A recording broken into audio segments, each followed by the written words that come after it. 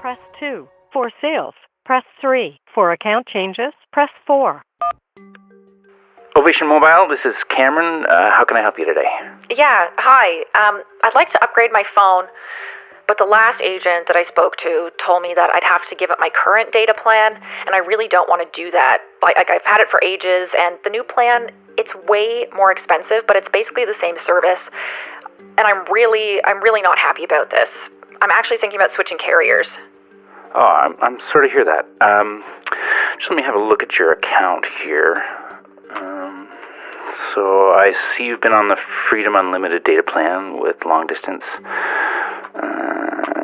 The thing is, we don't actually offer that plan anymore. It's been discontinued. I know. I can only stay on it if I stick with my old phone, which is really on its last legs. Like, is there anything that you can do at all? Okay, well, I see you've been with us for over 5 years. That helps. I'll tell you what.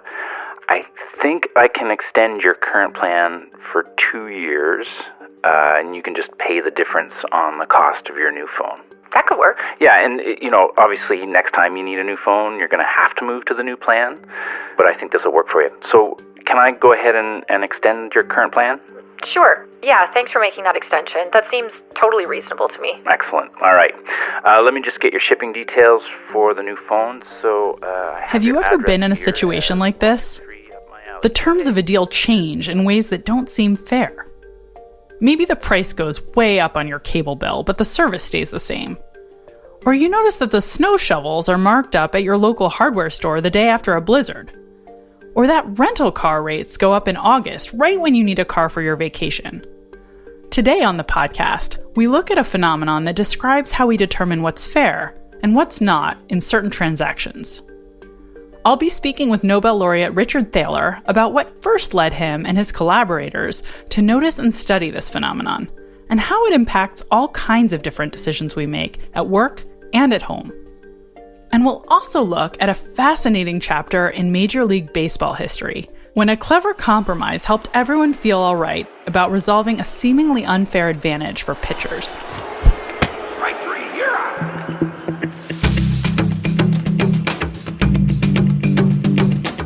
I'm Dr. Katie Milkman, and this is Choiceology, an original podcast from Charles Schwab. It's a show about the psychology and economics behind our decisions. We bring you true stories involving high-stakes, make-or-break moments, and we explore the latest research in behavioral science to help you make better choices and avoid costly mistakes.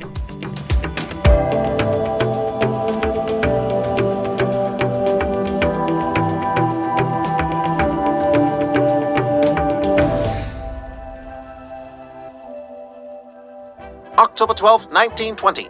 The supple right arm of Stanley Kovaleski pitched the Cleveland Indians into the baseball championship of the world at League Park this afternoon, when the accomplished pitcher humiliated Brooklyn in a 3-0 shutout.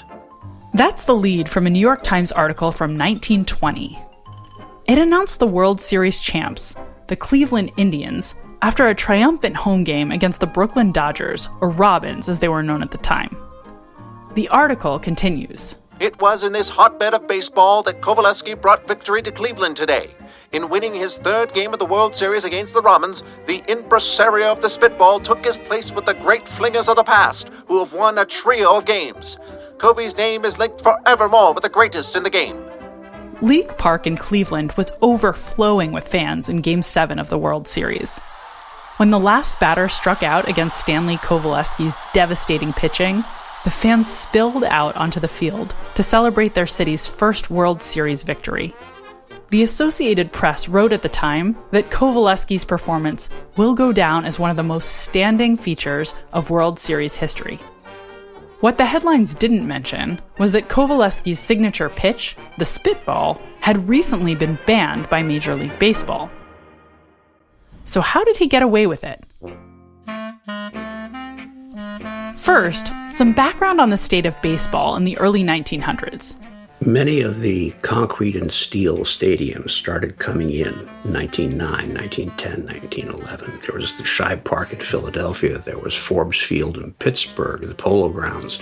So the ballparks were cavernous. and tended not to be filled with spectators unless it was a holiday or a doubleheader. This is John Thorn. I'm John Thorn. I'm the official historian for Major League Baseball. Over a century ago, baseball in America was a different sport than we see today. There were fewer big hits and runs, the scores were low, and the stands were often empty. The largely empty stadiums characterized the era, and the question that Major League Baseball owners had at that time was whether the lack of offense was contributing to the lack of enthusiasm, whether they had overbuilt for their product. This period of baseball history was called the dead ball era. The dead ball era was thus named because it was dominated by pitchers rather than hitters. Batting averages were low, home runs were few. Pitchers pretty much had their way with the batters. Pitchers used a variety of techniques to make their pitches harder to hit. The spitball was the most famous doctored pitch. In the 1870s, some players discovered that they could affect the final trajectory of the ball just before it arrived at the plate by doctoring the ball with a bit of moisture. The technique was popularized in the early 1900s, coinciding with the beginning of the dead ball era. The goal of throwing a spitball was to make the ball dart in a way that was difficult to hit. Well, there were two ways of throwing it. One is to moisten the ball and allow the fingers to be on the moistened portion so the ball would squirt from your fingers and come up like a dead fish and kind of drop. The other was to have the moistened portion exposed to the air, so the aerodynamics would make the ball dart left or right or down. So the spitball at this period was dominating. It was not a trick pitch. It was not regarded as something that you had to deceive the umpire into believing you were throwing something else. And the rise of the spitball encouraged other pitchers to put sandpaper in their gloves, or, an emery ball, or put candle wax on the ball. All of these substances had the same thing in common, which is to make the ball dart in the direction opposite the substance. Some substances, like tobacco spit, made the ball soggy, making it even harder for most batters to hit far into the outfield. There was one batter, however, who seemed to buck the low-hitting trend. Again, from the New York Times. Boston, June 30th, 1919. Babe Ruth's long distance has scored him home runs on every grounds of the American League this season. In 1919, Babe Ruth hit a record 29 home runs, and that drummed up serious excitement from fans.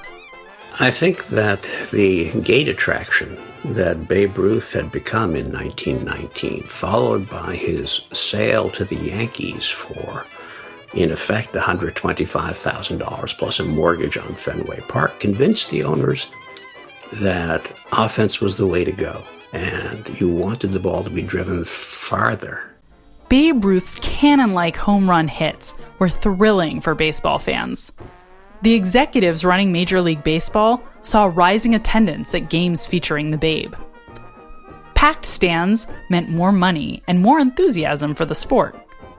So in early 1920, Major League Baseball made a move to tip the balance back towards the batters. They decided to ban the spitball.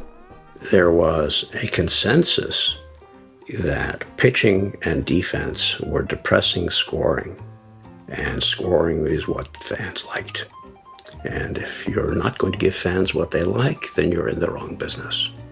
The motivation for the ban, which is today regarded as largely safety and sanitary, was at that time principally to aid the offensive side of the game. But there was a small problem. Making this abrupt change would ruin career spitball pitchers. Dozens of careers would literally be destroyed overnight. Take Burley Grimes of the Brooklyn Robins. He had spent years perfecting his spitball, and he wasn't adept at other pitches.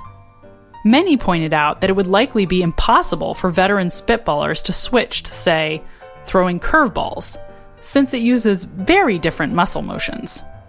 Team managers worried that they wouldn't be able to replace the talent that would be lost by the ban.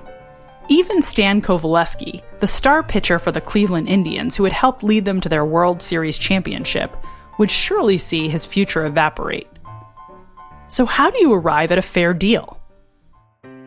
To solve the conundrum, 17 pitchers were given legacy status, meaning they could continue to throw spitballs for the duration of their careers, while all the new pitchers were forbidden from using this technique. The 17 pitchers could not only continue to throw the spitball, but could have extended careers of pitching as they had been trained ever since minor league ball.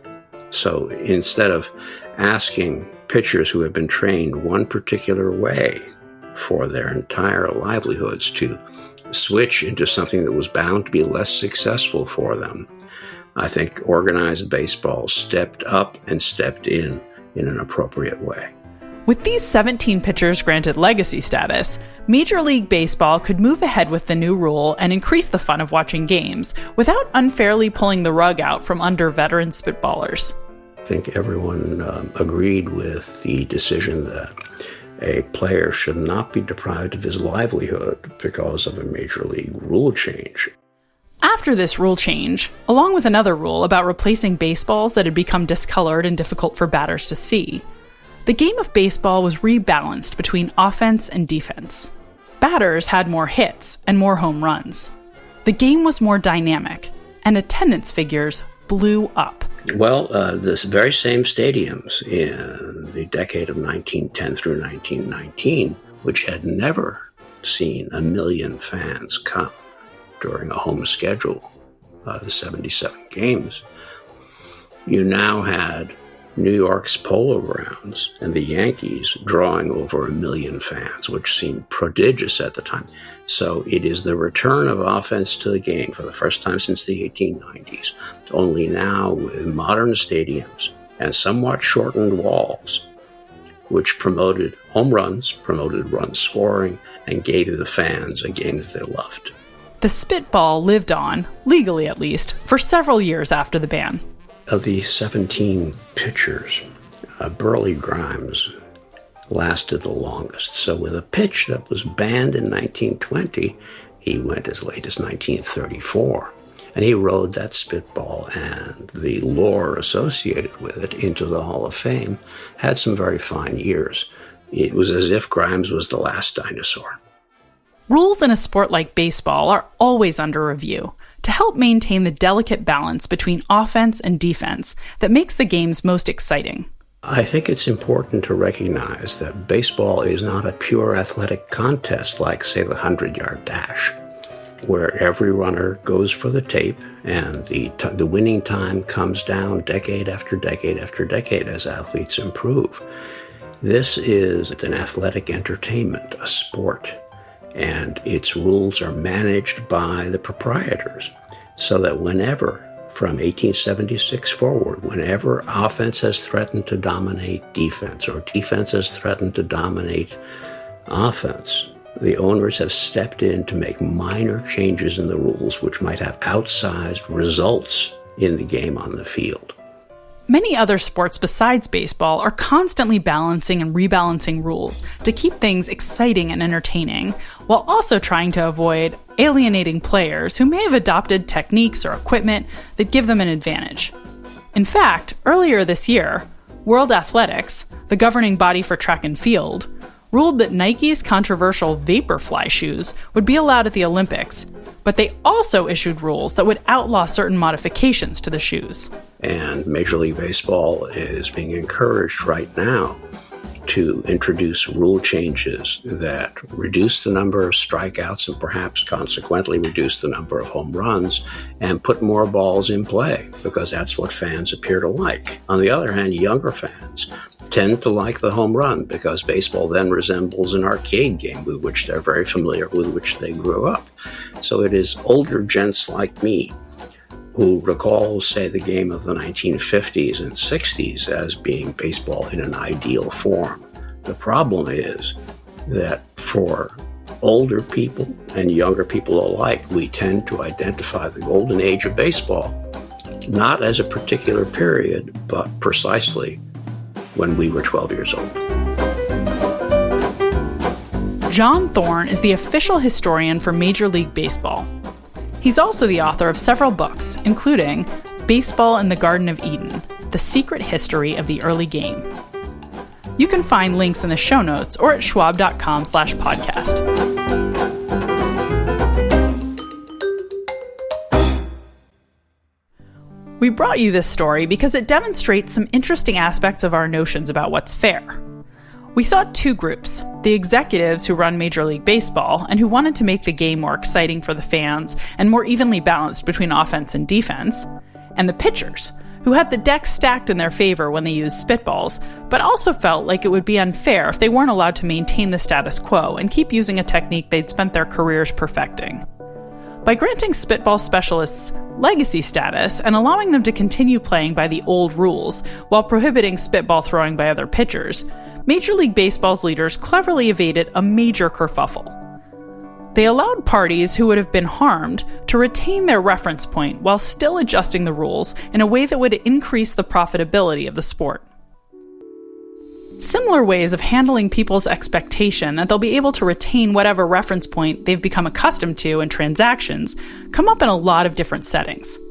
At the beginning of the show, you heard a customer service representative agree to grant legacy status to a customer to a discontinued cell phone plan in order to satisfy that customer's sense of fairness, and maybe avoid losing that customer to a competitor.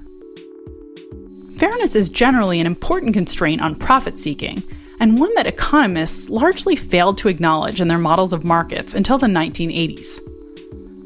Consider a company that wants to raise the price of a popular product or service when it's in high demand. Say a beverage vendor that wants to raise the prices of its drinks in its vending machines on hot days, or a pharmacy that wants to raise the price of hand sanitizer during a pandemic. Those kinds of price increases are exactly the right response to a boost in demand with no accompanying change in supply, according to traditional economic theory. But what behavioral economists have proven is that those kinds of increases are typically seen as unfair, because customers know that just a few days ago, the same vendor carried the same product at a different price.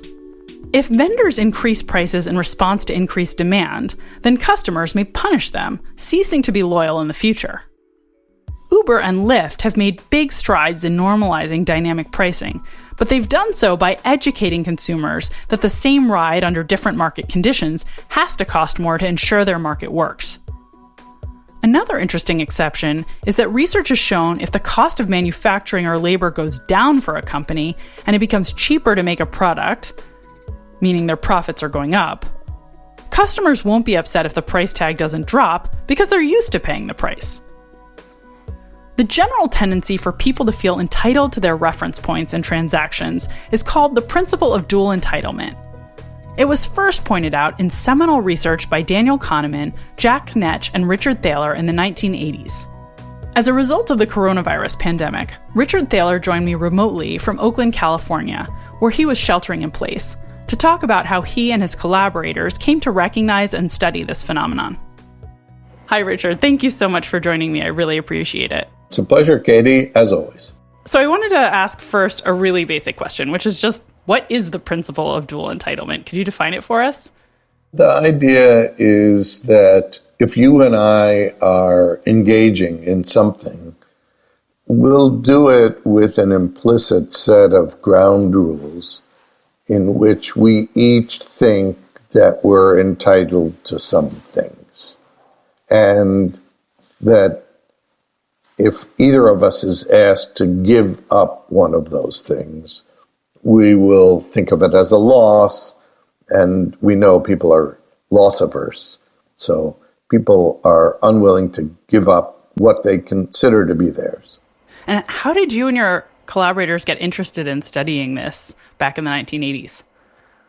So I went and spent a year visiting with Danny Kahneman in 1984-85 in Vancouver. I had my first sabbatical.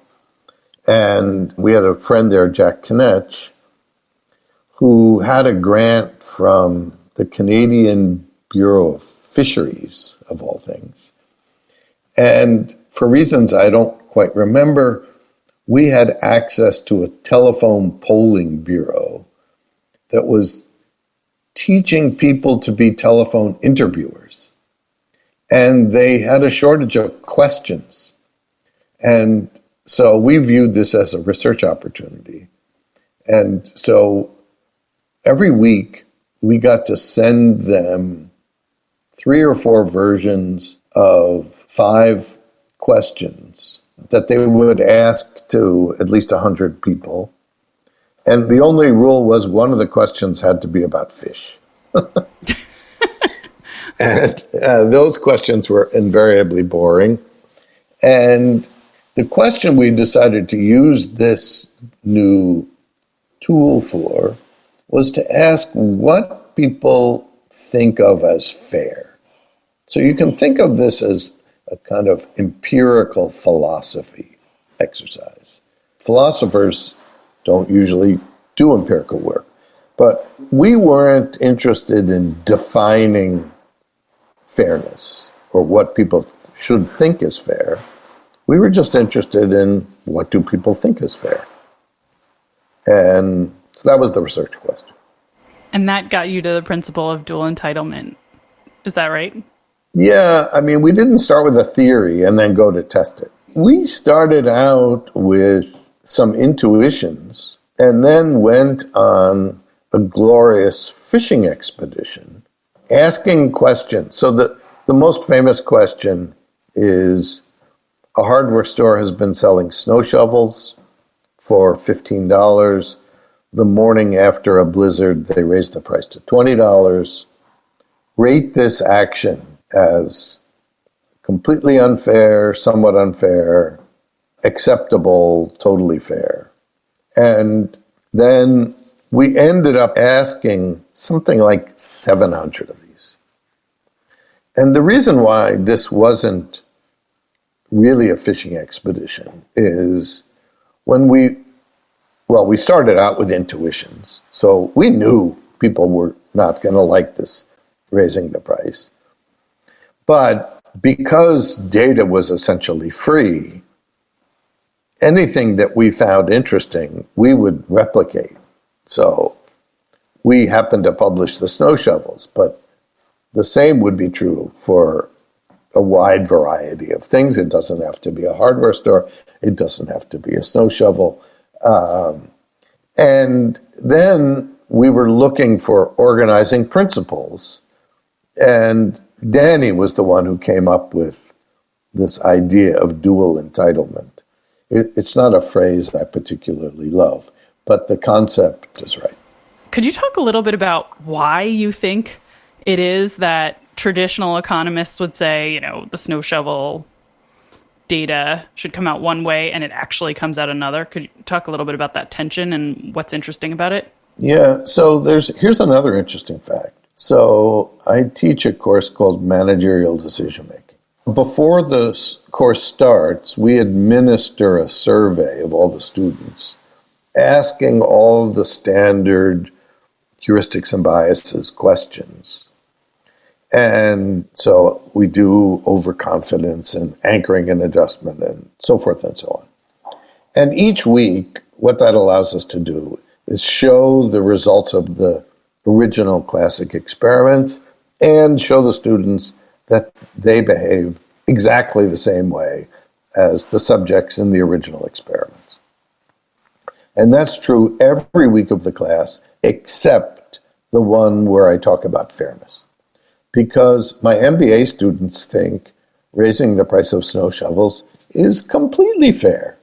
And the reason why they think that is the previous quarter they had taken microeconomics, where that was the right answer, right? If a question, there's a fixed supply of X, the demand shifts, goes up, what happens to the price?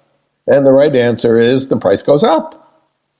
And furthermore, economists think that that's always a good thing. Why? Because it makes sure that the snow shovels get to the people who value them most. And that's thought to be efficient. Now, that's true. It will get the snow shovels to the people who value them most as long as we measure how much they value them by how much they're willing to pay. But obviously there are distributional considerations here as well. So rich people will end up with more shovels than poor people if we do that, as opposed to first come, first serve, for example, where people who have less money but more time may get to the hardware store a half hour before it opens and be ready to grab the snow shovels before they run out. I want to switch gears a tiny bit to get at a related concept, which is just how do policies that allow someone to retain an existing set of rules or prices relate to this principle of dual entitlement. We've talked a lot about snow shovels, but there are all sorts of legacy clauses that I think are closely related as well that you studied with Danny Kahneman and Jack Knetch in the 80s. The essential result here is that people feel entitled to what they have. And so, when I got my teaching job at Cornell, there were a certain set of benefits, like tuition benefits, that were very generous. And at some point, they decided that these benefits were too generous, and they reduced them. But the people who had been teaching there before... So to make everyone happy, those people who'd been teaching there before got to keep their old deal. Here's a funny story about this applying in a place where you wouldn't think it would otherwise.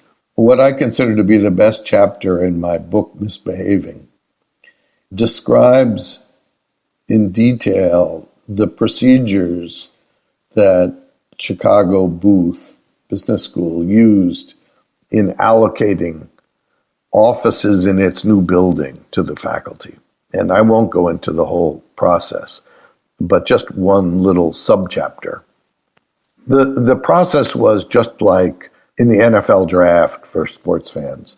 Somehow they devised an ordering in which people got to pick offices, and when your turn came up, you would get to pick any of the offices left, and you got to see who had picked first in case you wanted to be near or far away from somebody else. So the day that we're actually doing this draft, at some point, one of the faculty members asks, are they sure that the measurements they've given us of the offices are correct? And the answer turns out to be no. As he suspected, there were some mistakes. And since people were amusingly putting a great deal of weight on the estimated square footage of an office, this was viewed as a catastrophic failure, and the whole thing was stopped and delayed for a couple of weeks while they went back and checked all the measurements. And then they started the thing all over again. Now, the amusing thing that's related to what we're talking about today is that when they did it again, they started from the beginning, but with the proviso that when your turn came up, you had the right to take the office that you had taken last time. Now, you had only owned the right to that office for, maybe a couple hours. But nevertheless, so even at the Chicago Business School, people get property rights very quickly in ways that are kind of amusing and surprising. Thank you for taking the time to do this. I so appreciate this. Has been terrific. No problem, Katie. It's always fun to talk to you. Richard Thaler is a Nobel Prize-winning economist and the Charles R. Walgreen Distinguished Service Professor of Behavioral Science and Economics at the University of Chicago's Booth School of Business. He's the author of several books, including Misbehaving, The Making of Behavioral Economics. You could find links in the show notes or at schwab.com/podcast.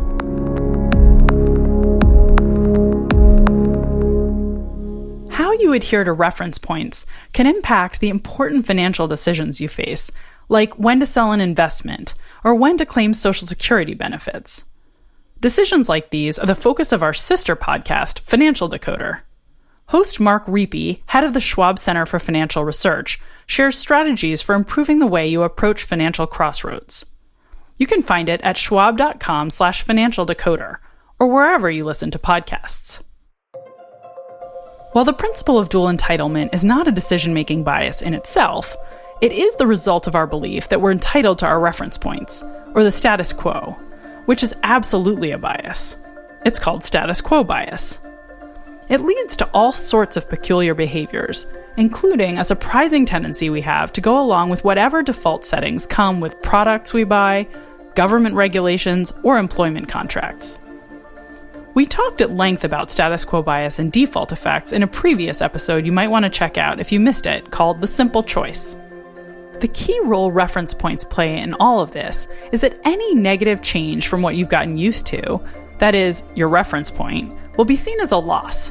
And we find losses more painful than gains, so we get really exercised about accepting a loss relative to our reference point. That's what leads to legacy solutions, like the one we examined in this episode. The principle of dual entitlement guides what we perceive as fair and unfair, and it can lead us to end long-time relationships with other people, with service providers, and even with employers.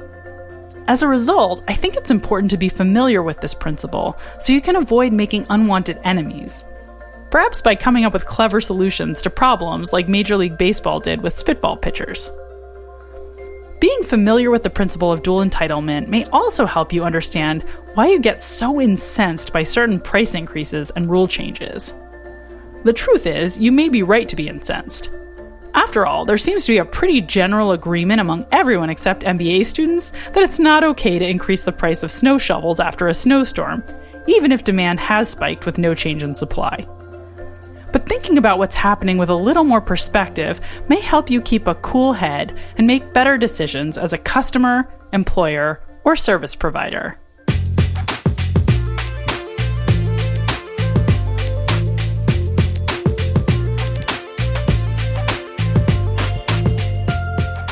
You've been listening to Choiceology, an original podcast from Charles Schwab. If you've enjoyed the show, we'd be really grateful if you'd leave us a review on Apple Podcasts. You can also subscribe for free in your favorite podcasting apps. And if you'd like to get my newsletter to learn more about behavioral science, you can sign up at katiemilkman.com/newsletter. In the next episode, we'll explore a simple strategy that can help us manage complex situations and even avert disaster in outer space. I'm Dr. Katie Milkman. Talk to you soon.